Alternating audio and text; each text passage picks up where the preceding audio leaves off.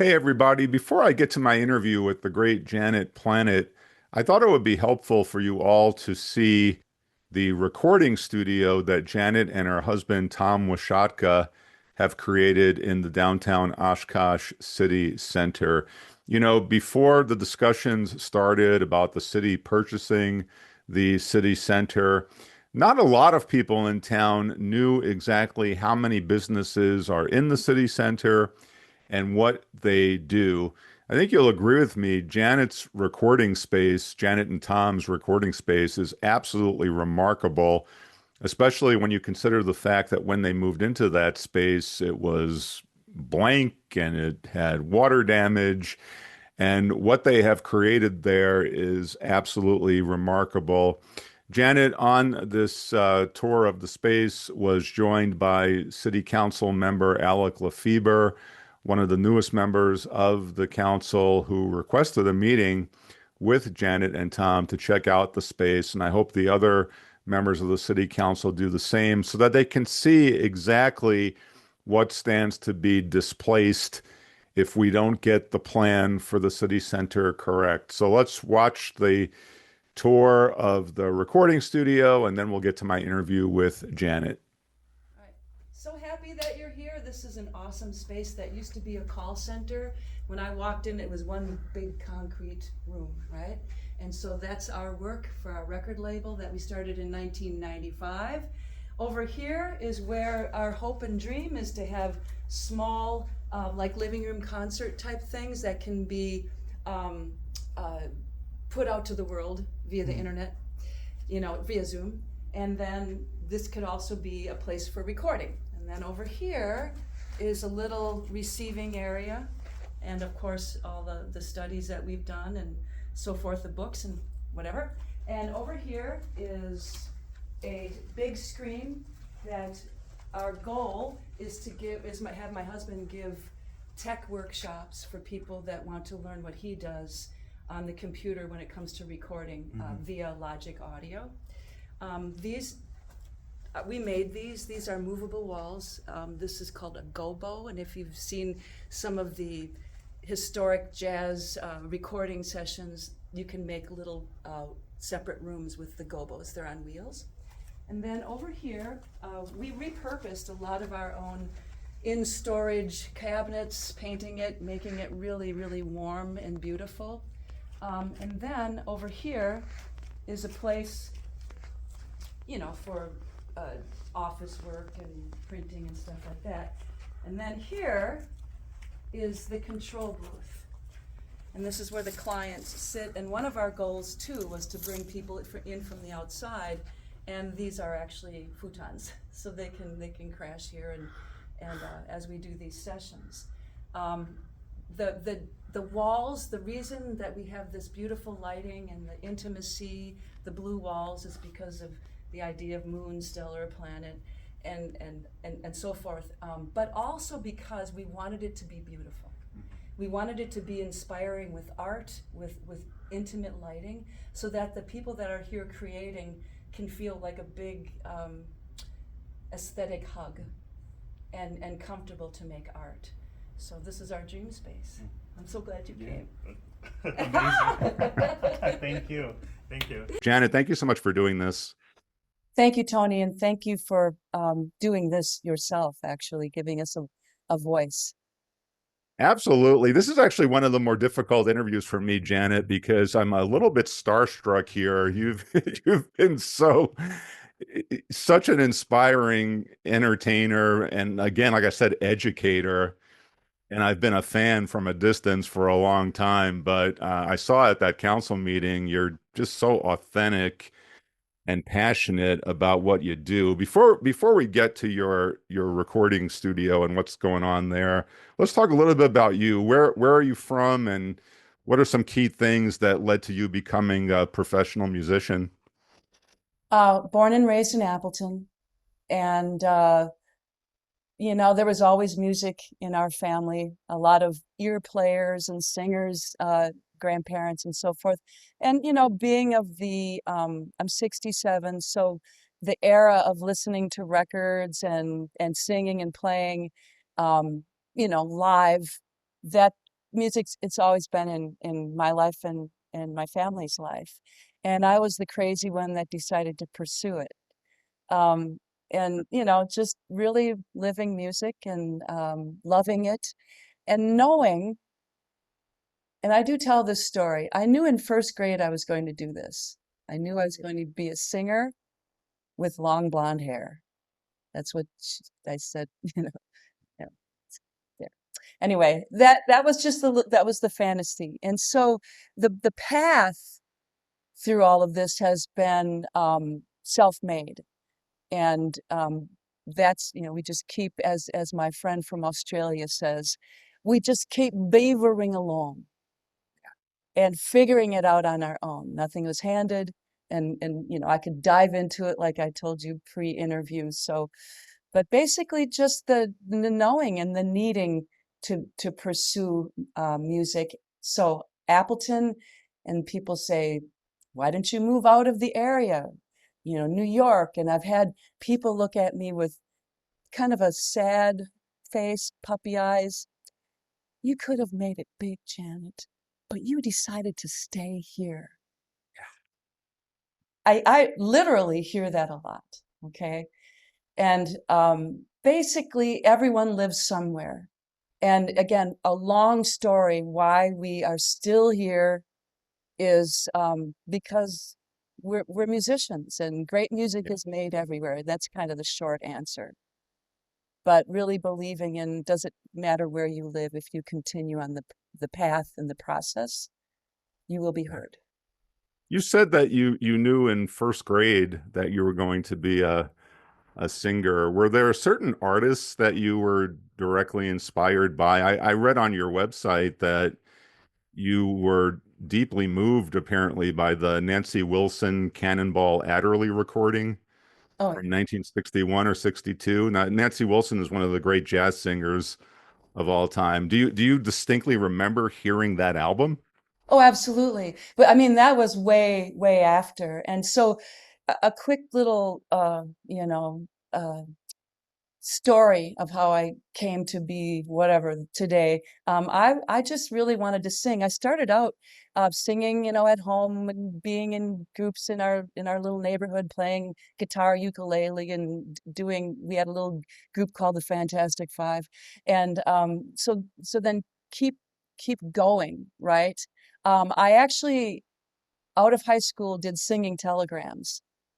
And I call that the character building side because I was paralyzingly shy. And I think a lot of musicians still are, okay? Believe it. And it's just the way it is, but you have to do this. So I did that. And then I went to the tech school for early childhood education, got an associate's degree, and that education has been instrumental in me dealing with musicians today.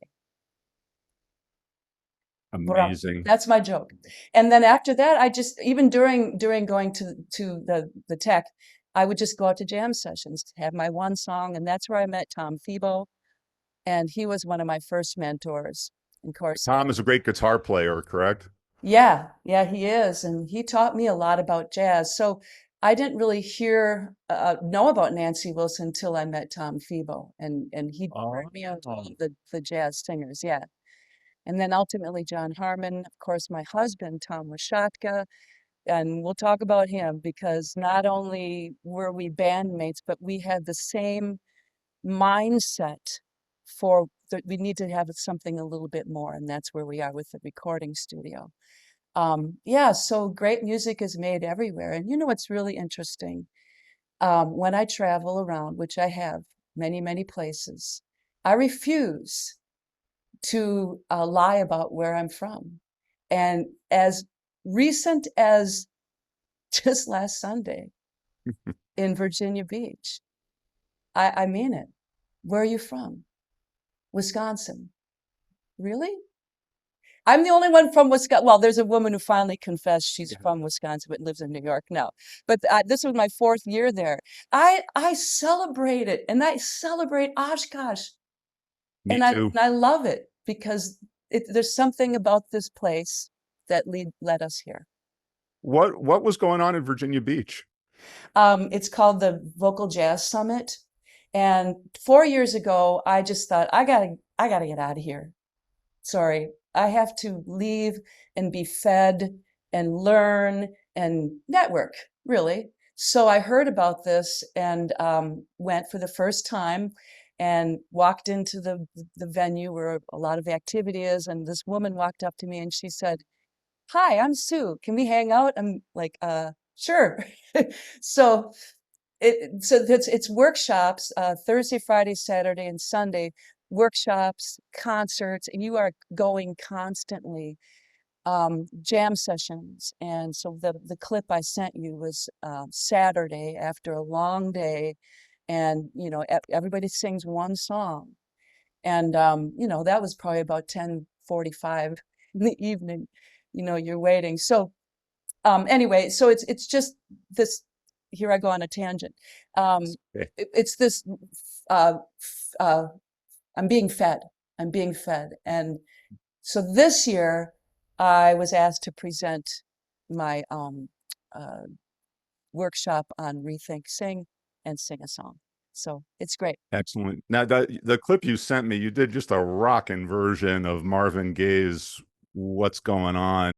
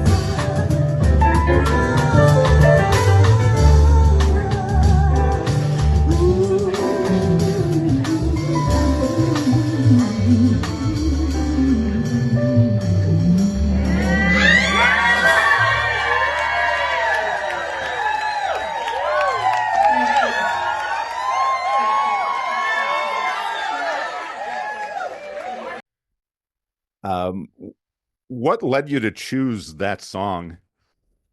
That is an excellent question, and I'll tell you why.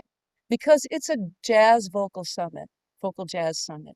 And, study of vocal jazz is all about improvisation, rhythm, all these things that occur in jazz, and it's hard. And the concerts were unbelievable. The New York Voices, Veronica Swift, Kenny Washington.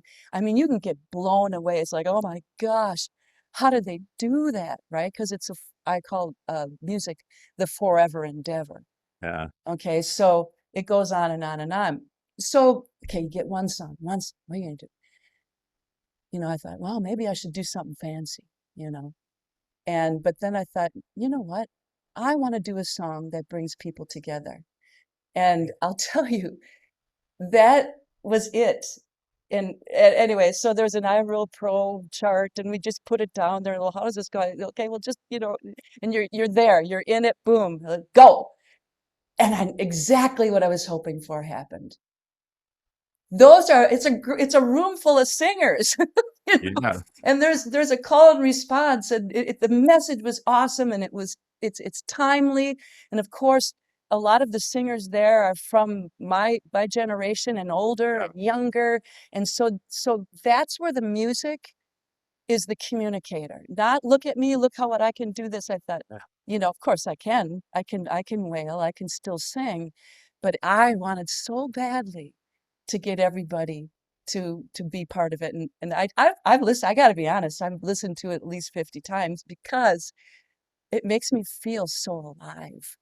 That's me. Oh, That's what I want. I want to do that for people.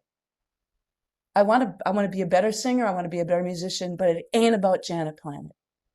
And it took me wow. it took me about 50, 65 years, or more than that. I mean, less than that. 50 years to come to that realization. It's not about being famous. It's not about, you know, all that stuff. Sure, you got to play the game. You got to try to look good and all that kind of stuff and sing well, but it's really about making people feel and bringing people together. And I'm Yeah, doing well, you've done that so much, and you certainly did it in that moment. Let me ask you, is it kind of scary singing Marvin Gaye? I mean, are there some singers where you say to yourself, "Okay, I know I'm good, and I really love this song, and I want this moment to be something special," but do you ever say to yourself, "Ooh, Marvin Gaye, Aretha Franklin"? I mean, there are certain people that I don't know if I can get there. Oh my gosh. Well, Veronica Swift, she's really young, and I don't think I could ever get there, but it doesn't matter. Yeah. But here's a quick story. I love rummage sales. Actually, that's one of the reasons I ended up in Oshkosh. But I was driving a country road. I'm not kidding. I must have been 17 or whatever, and I found this rummage sale in a country. I think it was near New London. And I walked on the front porch, and they had this bin of albums. And I looked, I saw this one. It was the cover of Aretha. I didn't know Aretha Franklin really at that time, believe it or not. And it says Aretha arrives. I thought, oh, this looks interesting. And I brought it home, and I thought, I have to be her. I have to Yeah. be her. And I studied that album, and I studied the riffs, and I studied the gospel riffs. I mean, that's who I am. I started out blues. I was in a blues band first, and I studied the blues singers Yeah. and the shouters and the riffing and the melismas and all this stuff. And so meeting Thebo, of course, and that's when I got into Nancy Wilson straight tones and then all of that. But no, that's the beginning of Janet Planet is, you know, going from singing telegrams to blues. It's amazing. Now, your married name is Janet Washatka. Is Janet Planet a stage name, or were you born Janet Planet? Can you tell us the Janet Planet story? Janet Planet came from a nickname. Now, my brother, he claims he called me Janet Planet for the first time. Now, I'm just going to say for this interview, yes.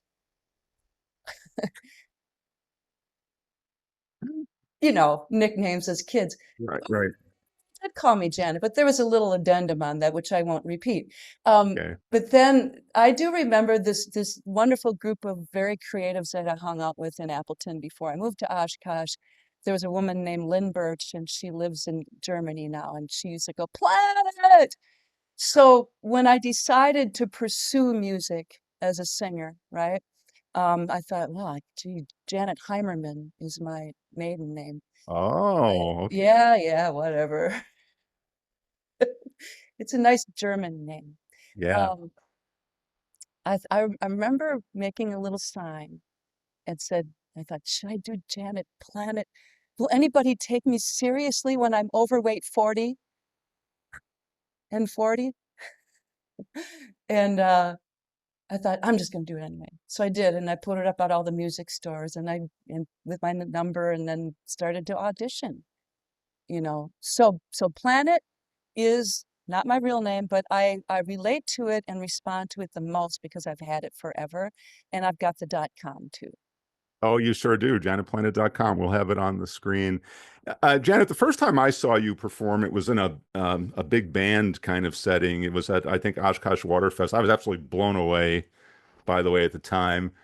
Are you more comfortable in that kind of setting, or a quartet, or what is, or do you, are they all equal to you? Is there a certain type of genre or arrangement you're more comfortable in? Well, I think every situation, like I performed with John Harmon 2 weekends ago at Wapaka Jazz and Cocktails Jazz Fest. So with John and me, or Tom Thebo and me, or something with my husband, you it's just a different musical approach. But it's all you put into it whatever you can. Big band arrangements are arrangements, and there's really only so much leeway, I think, that can happen, and anybody who sings big band or symphony charts knows that. So even if it's a huge ensemble behind me, I still try to connect with the one-on-one Yeah, within the arrangement. yeah. So I really like all, but I really do like a trio, piano, Ah, bass, drums, guitar, bass, drums. And the guys I'm playing with now I just love them. I just absolutely love them.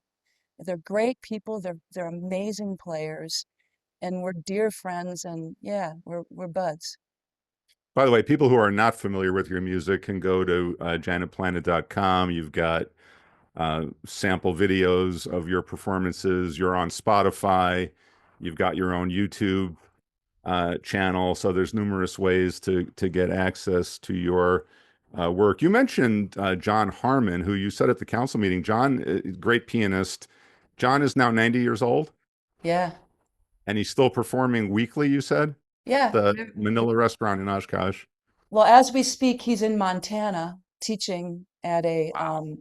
yeah, something that it's for classical musicians because he's a classical composer as well. And I found it a little striking that when I mentioned his name at the council meeting, there really was no response. That's sad. You know what? It is very sad. So when he's around, he plays every Friday at Manila. And, solo piano, 6 to 9. We're talking 3 hours. Yeah. And then Thursdays he plays up at Canovas. Beyond that, concerts. He's probably just finished his ninth symphony with a pencil. He is he's got a lot of recognition and has for many, many years, but it's interesting. You get recognition and then you disappear. Yeah. And in a way, it kind of leads me to this idea of this building, this iconic building. I was thinking along these lines of the preservation of the history, of the knowledge, like of John Harmon, but really the knowledge it took to build that structure back when it was built, and how it's just being whatever, John Harmon at Manila.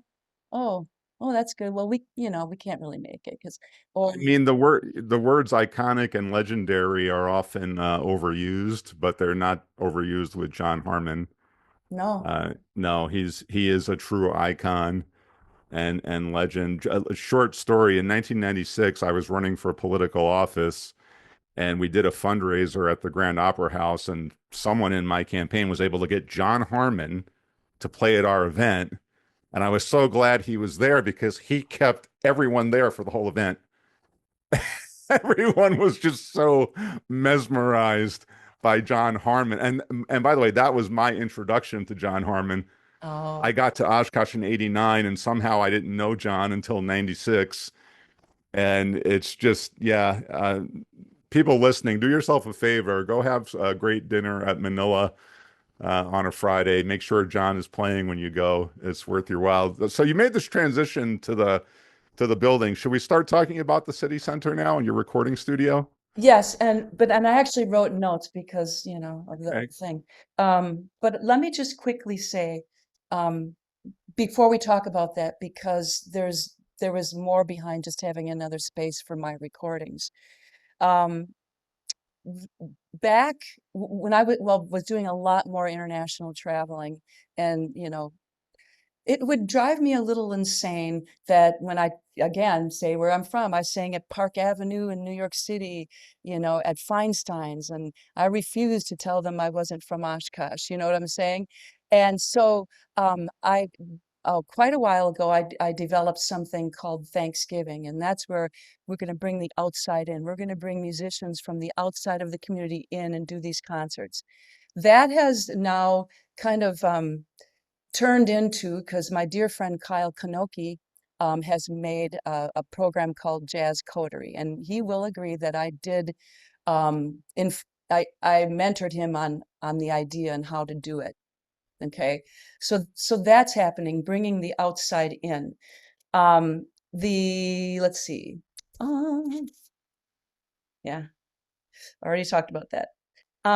So the whole studio space at City Center.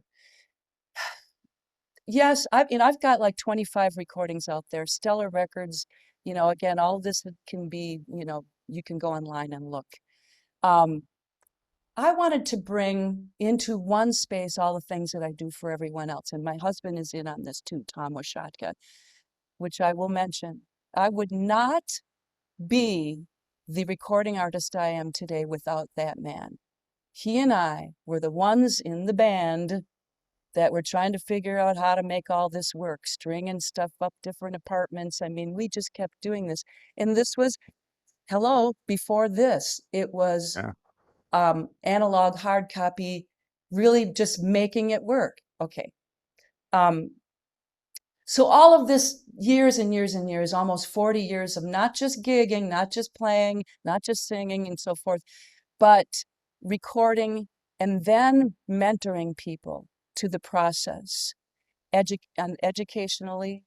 And, you know, it's a documentation of a passage of time. Hmm.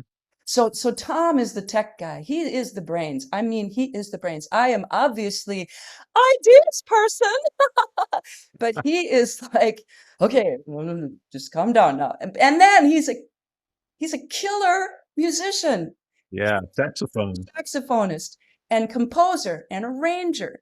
Okay, so you put these two worlds together, and that is Steel Moon Recording, Stellar Records, and the dream space, and I mean the dream space that we are in right now, Oh, is what we wanted to do, and that is teach. We bought a big screen for Tom to do tech workshops for people trying to figure out Logic Pro and all these different things that he does. A small corner, which you will see, where we wanted to do living room concerts and have it put out into the world with cameras. We actually were in line with someone that can do that as well. Um, for me, these jazz camps that I teach at every year, go off and teach for a week. Had started to bring a small version thereof to Oshkosh, and guess what? They'd stay at the hotel and all of that.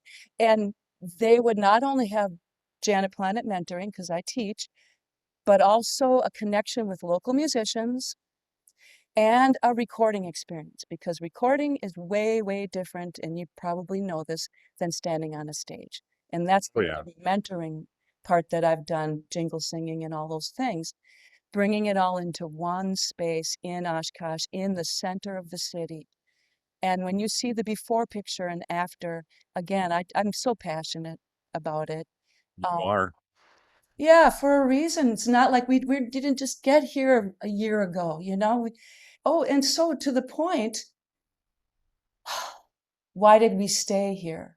You know, to be honest, I never had any money to literally. I mean, you know, at one point I thought, well, we did. We checked out LA, we checked out Chicago, we checked out New York City. And each place, well, don't come here. There's plenty of us. So Tom and I literally decided to stay here and do the work. We could afford to do the recordings. We could afford, and this again was before doing everything on your phone and sending it out to the world with a click of a button, literally. And I don't want to sound like one of those, yeah, I used to walk to school uphill in waist deep snow, backwards. But that's where my passion comes from. We just didn't drop in the city and all of a sudden decide to do this. Okay, so now it's all a big question mark.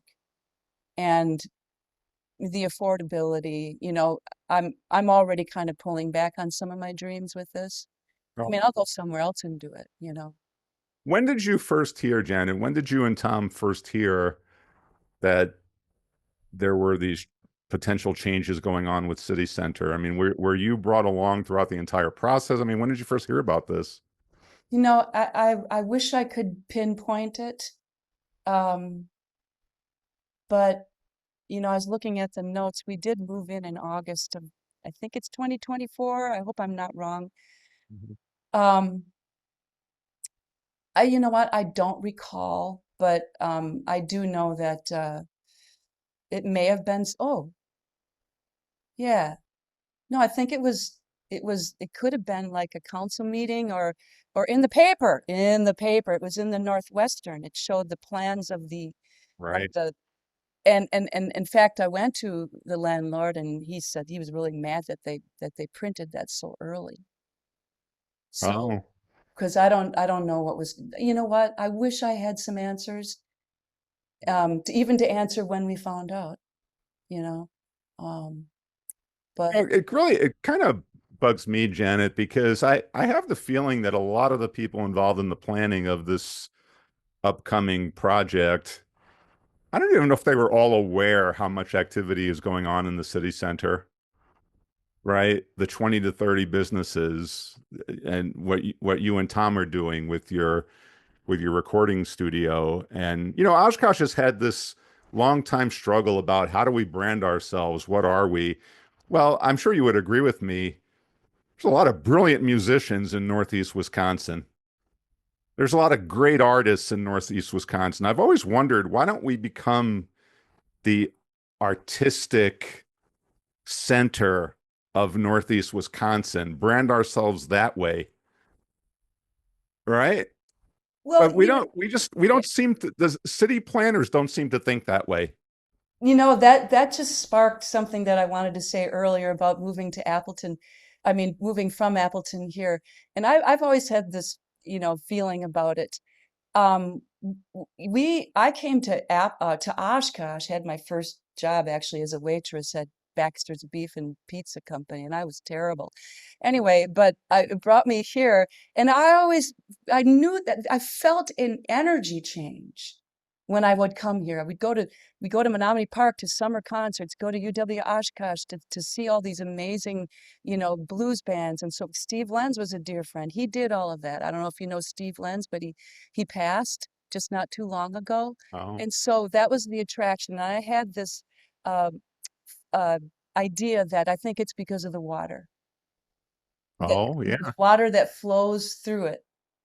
And, you know, growing up in Appleton, sure, Appleton's artistic, but it didn't have that energy that I felt every time I came to Oshkosh. And I really believe that that energy of the arts, of the activity with the music and all of that was like, wow, that's a great, let's go back there. I agree, Janet. There's a vibe in Oshkosh that you don't get in other cities. I mean, every city in Wisconsin has its certain charms and its features, but there's a vibe here that it always seems to be at odds with the what I'll call the establishment. And I don't mean to be, I don't want to denigrate anyone or put anyone down, but it always just strikes me as odd that we don't always firmly appreciate what we have. Mm, yeah. Right? We've got one of the greatest I'm biased, I teach there, but one of the greatest universities in the state, I think in the entire region. We've got brilliant musicians. We've got lots of unique small businesses up and down Main Street and other parts of Oshkosh. And instead, we're always looking for ways to have some big corporate savior come in. And I just don't think that's the way we should proceed. That's just me. Well, that reminds me of having, this is strange, but a conversation with a plumber. I'm not kidding. When we did this edition, we live in a Lustron steel home too. You got to come by sometime and see it. But he talked about how a neighbor or someone around the area would call this plumbing that was in Milwaukee or whatever, or maybe even Fond du Lac. I said, well, why don't they use you?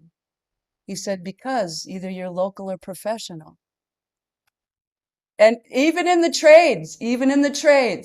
So we'd rather call someone from out of Oshkosh or out of the town you live in because they have to be professional. Well, you can imagine what it's like for the arts.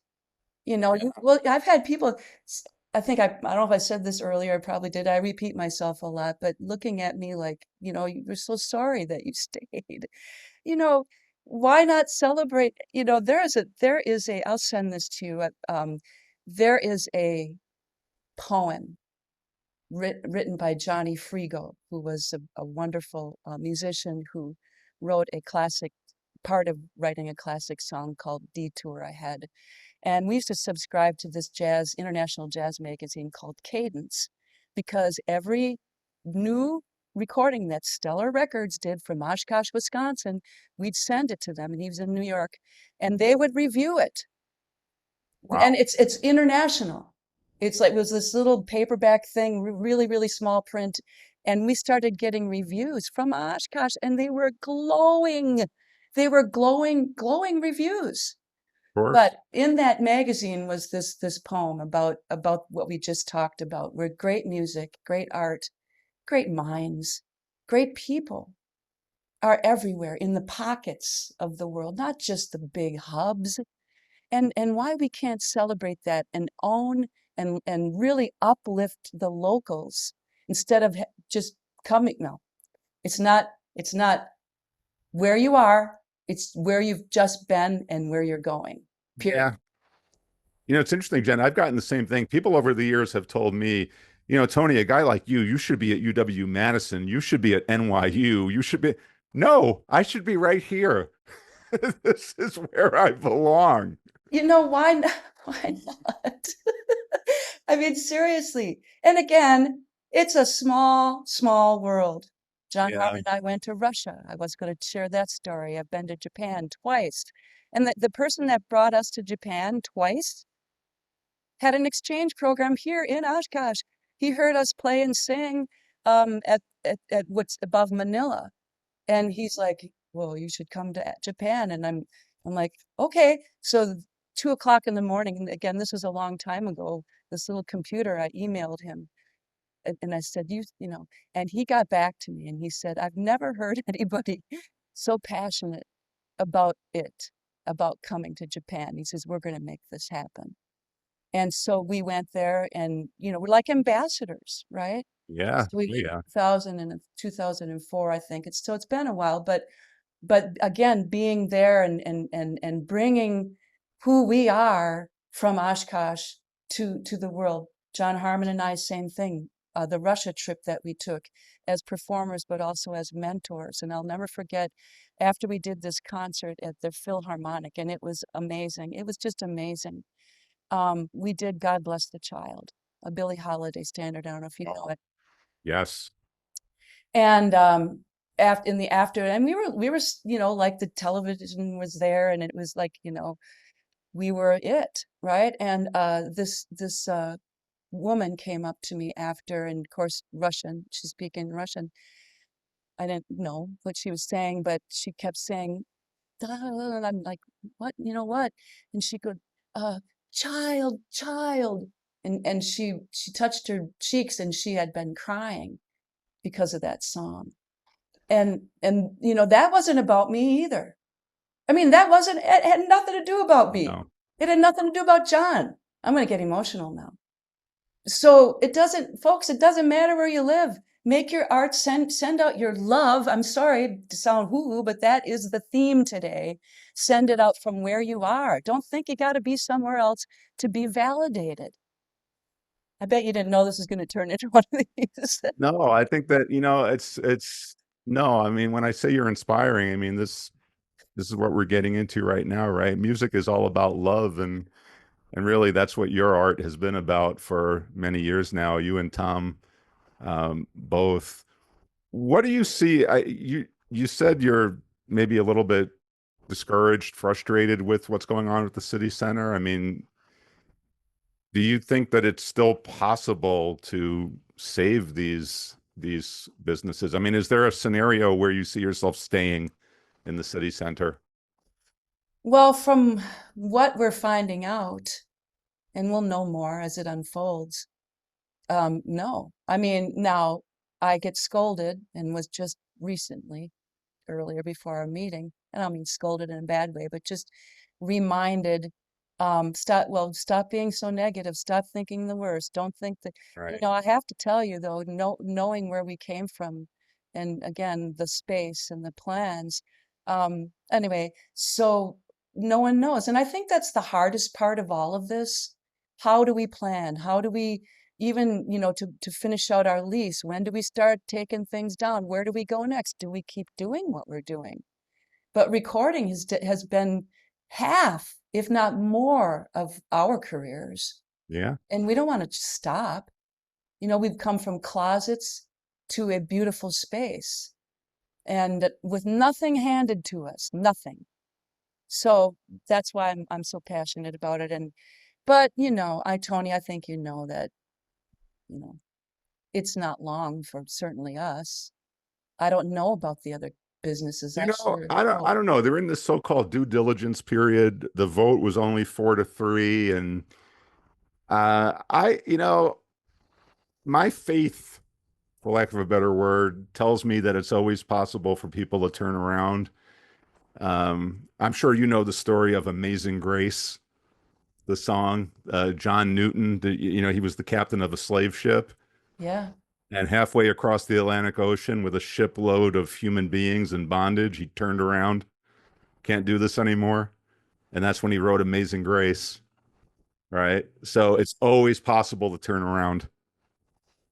Boy, do I love that comparison, because that would be great. That would be And I, absolutely wonderful. yeah, I, I just want the city council and the city administration to recognize what we have. Yeah, They yeah. keep thinking that we need more out of town, big this, big that. Uh, We've got all this local, passionate talent, and we should build our economy around that. Does the city center facade, do we need upgrades there? Yeah, Absolutely. yeah. Absolutely. Right. Do we need $12.5 million to bring in some, something from out of town? I'm not convinced of that yet. Well, the build it and they will come.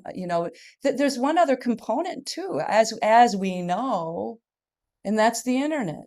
And again, Yeah. just on the analog level of what we've done in the past, bringing people in, and it's kind of poised and ready to go where we are concerned.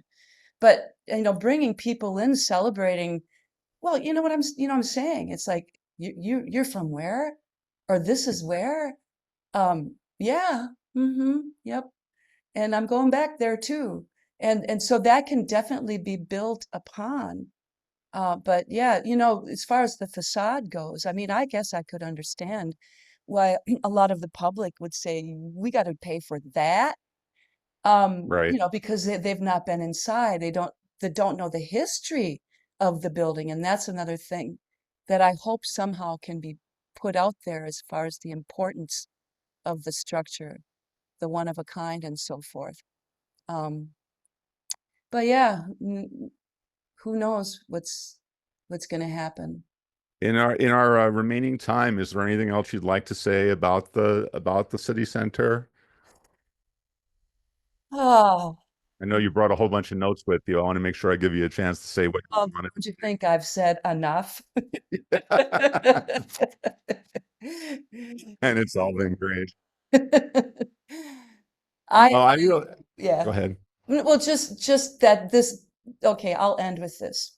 All right. And this is when we had to move out of our last place, which I think was our fifth or sixth place, don't quote me on that. And I found this empty box. And I had lunch with my sister, who's an amazing, amazing girl, amazing, amazing woman. And she's got a little something going on. She has sixth sense. And I called her up. I said, Jenny, because she knew we had to get out of the other place, and I didn't know what was going to go on. I said, Jenny, I gotta tell you something. I gotta tell you something. We're gonna have lunch. And she says, okay, yeah, we have to have lunch. I'm gonna tell you something. I said, okay, okay. So we met.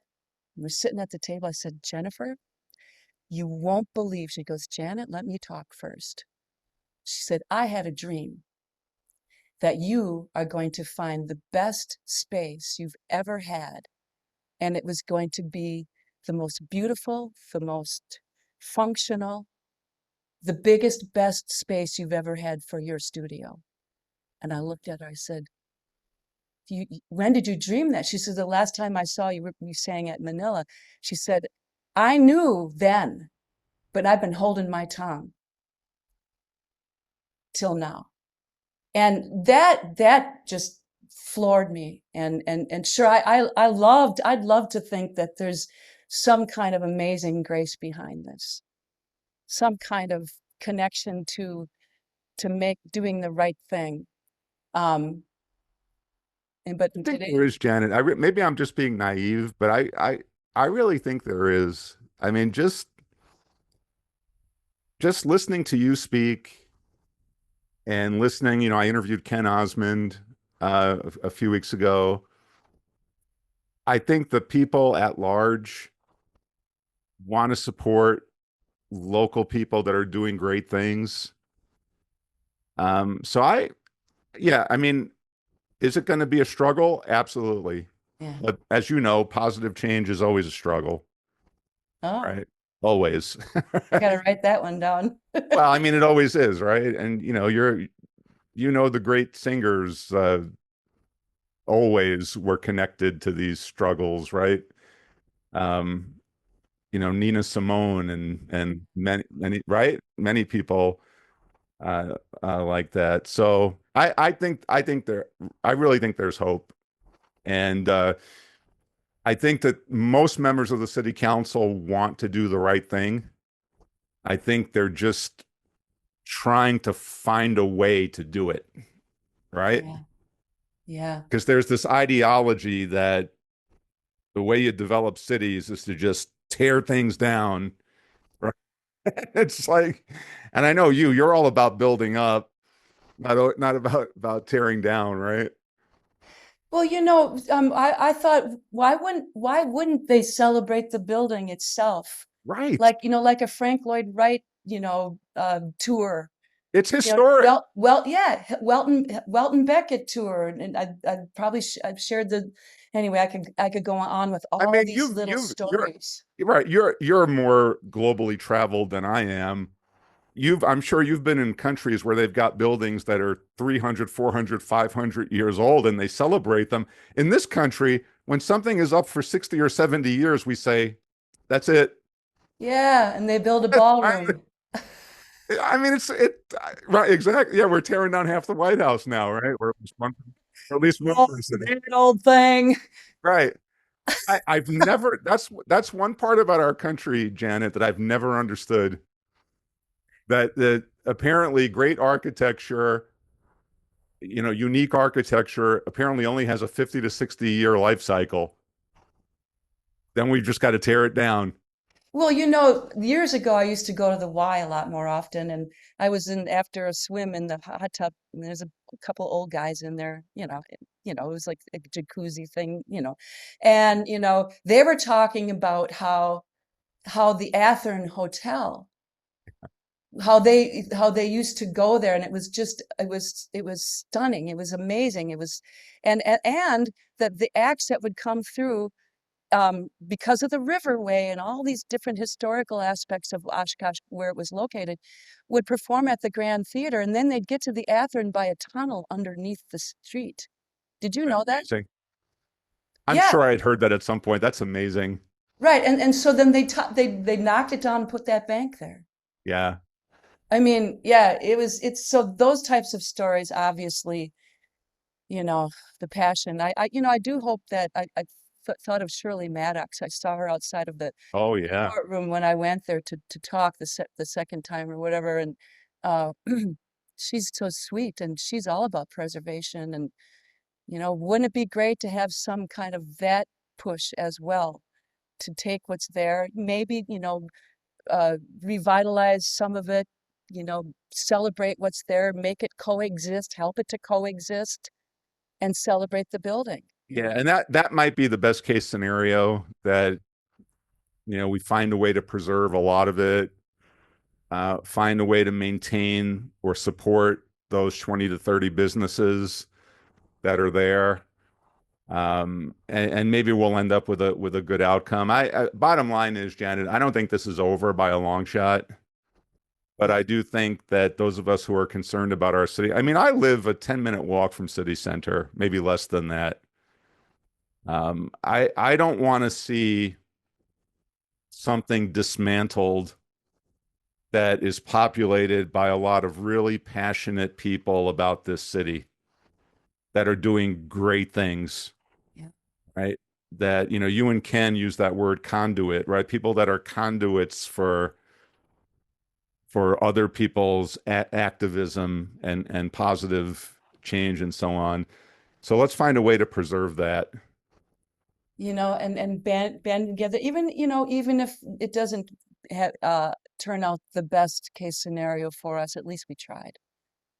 I mean, to me, that's, I'm not rolling over. I'm definitely rethinking. Well, look, you've got literally one of the most powerful voices, but this is all about people finding their voice, right? Yeah. And you would agree with me, you don't have to be a singer to have a voice, Uh-huh. right? You've been We read can all, one mail. yeah, exactly. We can all speak out.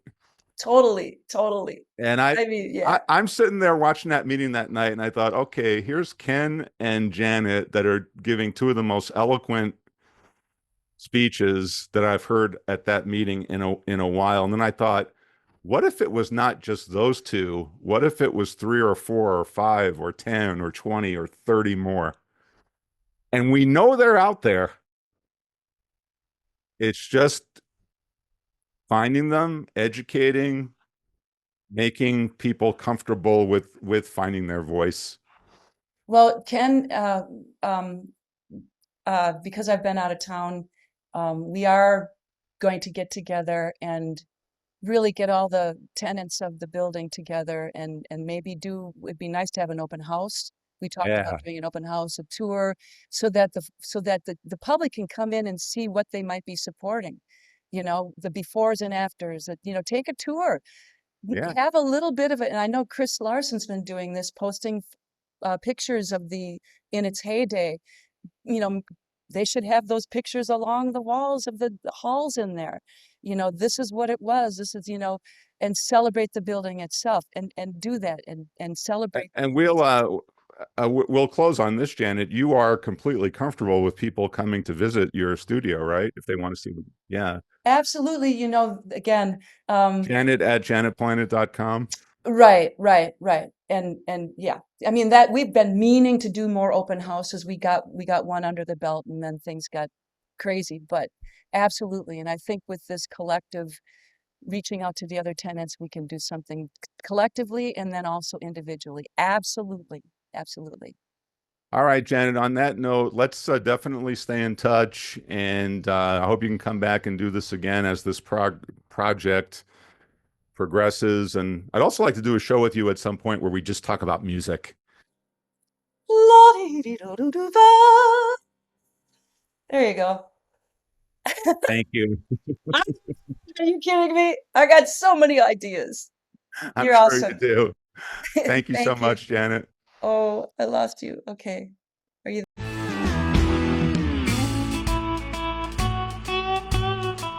there?